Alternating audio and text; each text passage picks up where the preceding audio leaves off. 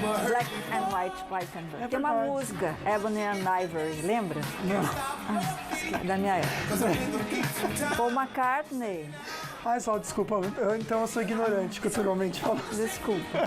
Boa tarde. Não é culturalmente falando, é DNA, data de nascimento avançada, entendeu? Tem umas coisas assim. É que às vezes eu não conheço, né? Eu acho que eu cresci muito ouvindo só música evangélica, que eu cresci como evangélica, a gente não podia ouvir música assim, entendeu? Então é porque é isso, né? Não sei. É uma letra bonita, depois eu ponho pra vocês Por escutar. favor. Oi, gente, estamos começando. Hoje é terça-feira, dia do seu direito. Mas antes de falar sobre o assunto de hoje, que é delicado, não precisa se identificar, bora lá para a nossa mensagem alimentar um pouquinho a nossa alma e alimentar também o nosso coração. Se irrita não, deixa para lá o julgamento dos outros. Porque se você está em paz com você mesmo, se você está em paz com aquele caminho que você escolheu, ele é o mais correto. Porque afinal de contas, Deus conhece a sua alma e principalmente seus desejos e o que vai no seu coração. Deixa a opinião dos outros para lá. Zóio Verde, o que tem no programa? Sol, falha humana pode ter provocado queda do helicóptero que matou Kobe Bryant e tiros afastam saqueadores após enchente em Minas Gerais. Tire suas dúvidas durante o programa pelas redes sociais e também pelo telefone. E tanto num quanto no outro você pode concorrer prêmios. No Face, um super kit, curtiu, compartilhou, marcou 2 amigos, você concorre produtos da Tracta Polipet, Cooper e Ortovip. Pelo telefone, então você liga ao vivo, faz sua pergunta e concorre também 4 vários para um almoço no restaurante de Consciência. Bora conversar bastante, então aprender, porque hoje é dia do seu direito.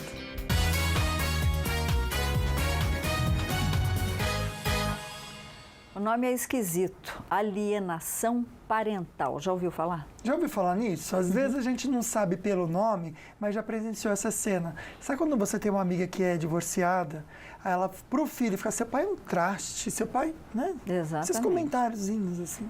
Pois é, fica metendo, né? Um jogando o filho contra o outro, assim. Como é que a lei ampara quem sofre com esse joguinho dos ex, né? Do ex-marido e da ex-esposa? Ela saiu de São Paulo, ela está aqui para tirar as nossas dúvidas, ela que é advogada, daqui a pouquinho ela vai estar aqui com a gente, só que eu vou enfatizar, o assunto é bem delicado, alienação parental, você não precisa se identificar, tanto pelo WhatsApp, que a gente está recebendo as perguntinhas, né, quanto pelo telefone. Mas ela está aqui com a gente. Doutora Priscila Goldenberg, que prazer conhecê-la e estar recebendo a senhora aqui. Como muito vai, obrigada. Solange? Prazer, doutora. Muito prazer com você também. Obrigado, Prazer, obrigada, Heloísa. Seja bem-vinda. Aqui, fiquem à Aqui vontade. Obrigada. Fique à vontade. Doutora, vamos lá, e a gente sabe que é um assunto muito delicado quando se fala em direito de família. Mas para esclarecer, para a gente desmembrar bem esse assunto, o que caracteriza a alienação parental? Solange, alienação parental é um tema muito delicado. Na verdade, se eu quiser explicar de uma forma muito sucinta, consiste em colocar falsas memórias na cabeça da criança, denegrindo a imagem do pai ou do outro. Uhum. Então, dizer que o pai é um canalha, dizer que o pai abandonou, começar a impedir visitas, impedir o contato, assim, paulatinamente, a criança começa, sem saber por quê, a odiar o outro. Isso é alienação parental de uma maneira muito sucinta. Ok. E será que o pessoal de casa sabe o que é isso, Luquinha? Vamos entender, então, vamos saber pela enquete. Vocês de casa, acessa @falando nisso Band, entra nos stories e responde pra gente então a perguntinha. Você sabe o que é alienação parental? Tá bem dividido, viu, Sol? 52% diz que não. Você sabe como a lei ampara quem está sofrendo de alienação parental? 81% não sabe, Sol. 81% não. A gente vai durante o programa aqui perceber os sinais de uma alienação parental. Por que muitos pais, isso é muito comum hoje. A gente está com uma pergunta aí da Karina, vamos colocar. Boa tarde, Sol. Boa tarde, Lucas. Gostaria de saber se abandono ou ignorar o próprio filho também pode ser considerado alienação parental? Obrigada. Beijo. Doutora. Solange, isso seria uma outra figura, não alienação parental. Quando um pai abandona um filho, ignora, não faz visitas, nada, nós caracterizamos o abandono, que inclusive existem ações contra o genitor que abandonou, inclusive pedindo indenizações.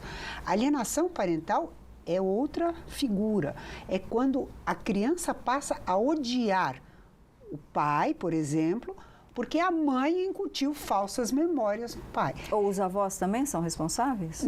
A alienação parental não é somente da mãe, no exemplo que eu dei. Isso pode ser de qualquer membro da família. Só para esclarecer um pouquinho, eu tive um amigo que sofria de alienação parental e ele um dia, estando na minha casa, disse: eu vou te provar o que é alienação parental. E pegou o telefone e ligou para o filho de 14 anos e disse: ô fulano. E a criança, o adolescente respondeu: não quero falar com você. Olha. O pai perguntou: por quê? Eu te odeio. Por que você me odeia? Não sei, mas eu te odeio.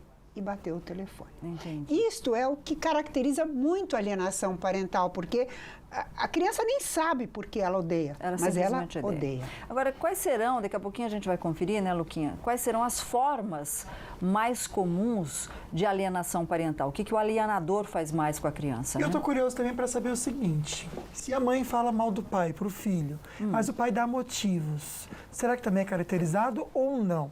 A gente já fica sabendo com a doutora, mas agora bora ficar bem informado com as notícias da redação.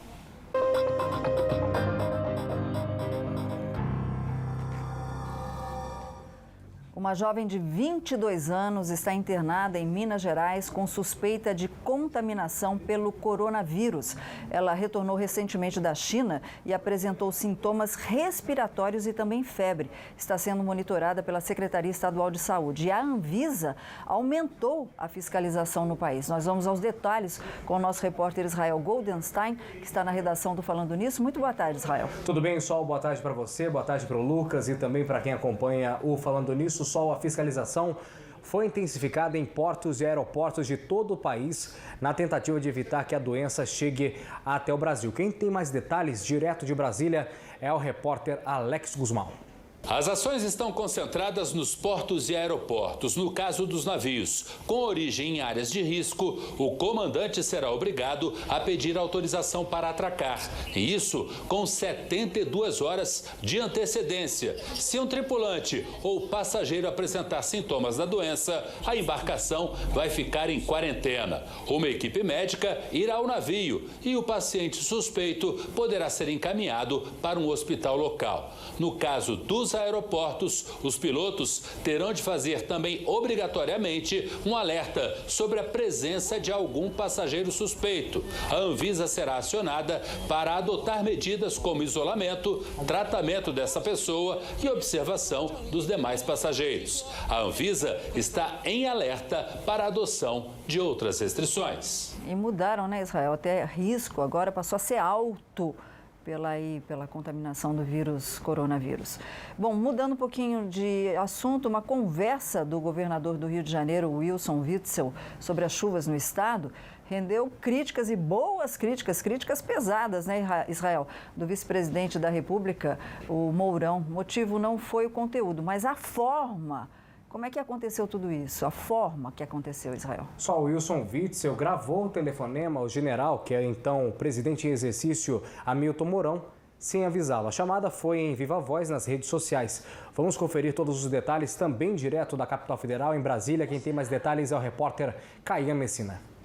O governador do Rio ligou para o presidente em exercício durante uma visita ao norte do estado. Bem, presidente, estou aqui em Porciúncula. A região realmente muito afetada aqui, Porciúncula, a região de Itaperuna, e o maior problema deles isso. O maior problema agora, presidente, é a água. E aí estou passando para o senhor aí essa nossa necessidade. Eu vou falar com o ministro Fernando aí para dar intensificar isso aí.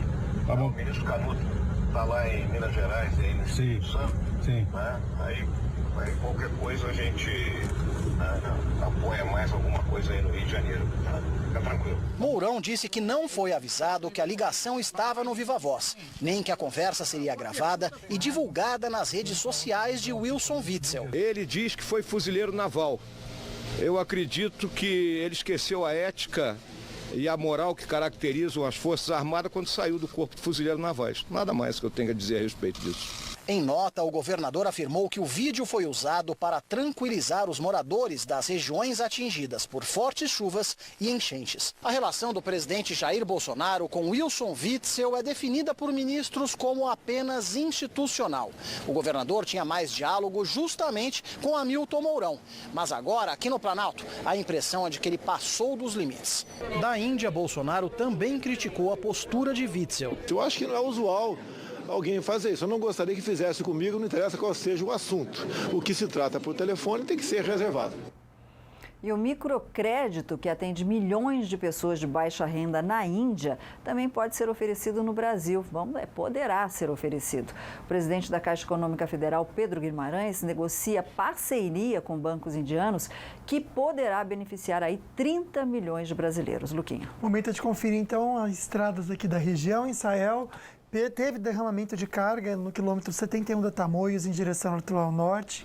Sei que uma faixa ficou interditada. Continua assim? Lucas, para quem desce em direção ao litoral norte, é isso mesmo que você ressaltou. Quilômetro 71, o trecho de serra da Tamoios, teve um derramamento de carga por volta de meio-dia. Por lá, a pista ficou parcialmente bloqueada para a limpeza dos agentes do DR, também da concessionária Tamoios. Nesse momento, a informação que nos chega da Polícia Rodoviária Estadual é que o trânsito é carregado já a partir do quilômetro 64, início do trecho de serra, para quem desce em direção ao litoral. A pista já foi liberada, o veículo já foi puxado para uma área de escape e por ali o trânsito já começa a fluir. Em direção a São José dos Campos, também com o trânsito um pouco mais carregado a partir do quilômetro 83, em frente à base da Polícia Rodoviária Estadual em Caraguatatuba, em direção a São José dos Campos. Na Dutra, nesse momento, o motorista faz uma boa viagem, tanto sentido São Paulo quanto sentido Rio de Janeiro. Segundo a Polícia Rodoviária Federal, trânsito fluindo bem, sem nenhum ponto de lentidão. Lucas. Valeu, Israel. Bora falar do tempo, então, aqui para nossa região. Já adianto que tem pequena possibilidade de chuva, apesar do calor, viu? Máxima em Campos do Jordão é de 26 graus, mínima de 9. Aqui no Vale também, máxima de 31 em Jacareí e Taubaté. Piquete muito quente, viu? Máxima de 32, sem previsão de chuva. No litoral também, máxima de 31 em Ubatuba, em São Sebastião. Destacar a tarde agora em São José dos Campos, máxima de 31. Para amanhã, sim, a chuva deve chegar para o fim da tarde. E olha que as máximas não vão variar muito não durante a semana, viu? 32, 31 graus.